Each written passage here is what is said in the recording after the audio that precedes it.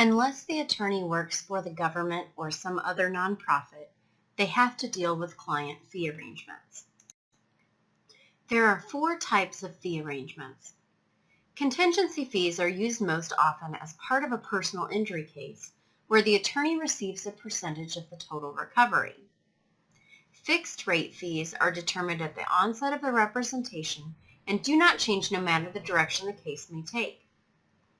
Hourly rates require the attorney to maintain detailed billing records, noting work in increments of an hour. The total number of hours is then multiplied by the hourly rate to get the total fees. Finally, blended rate models average the hourly rate of the most expensive attorney and the least expensive attorney in a firm to find the client's billing rate. No matter the type of fee arrangement used, there are certain guidelines that must be followed when charging clients. First, the fee cannot be unreasonable. The attorney cannot double bill, meaning that the time spent doing one activity is billed to 2 different clients. Certain activities cannot be billed at all, such as time spent making photocopies. This type of billing may constitute bill padding.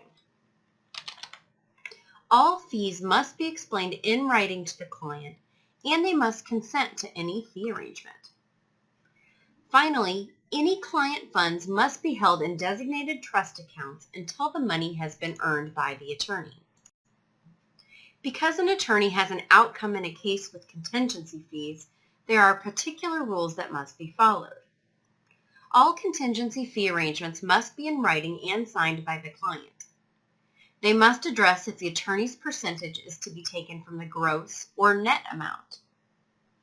Contingency fee agreements must also address how the costs of litigation are to be paid, even if the client does not receive a judgment. Finally, contingency fees are never allowed in criminal cases, nor are they allowed in divorce cases.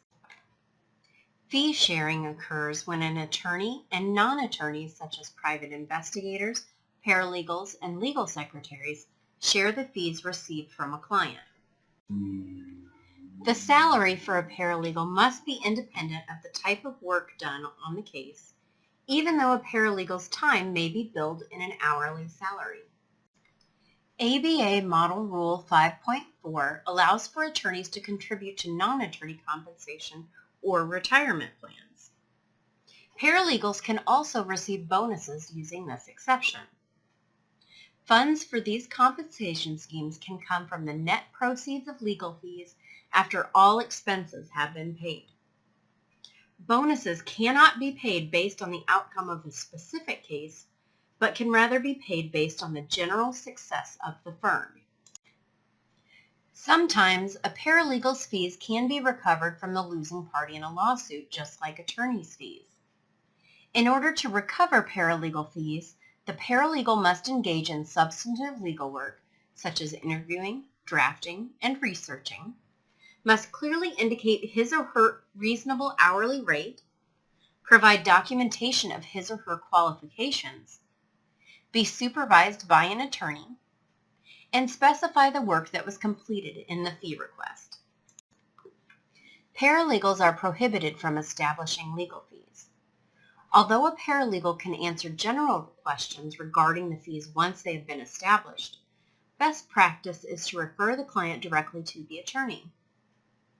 Paralegals must also accurately report their hours for billing purposes. Sanctions for improper billing generally include reduced bills or even refunds.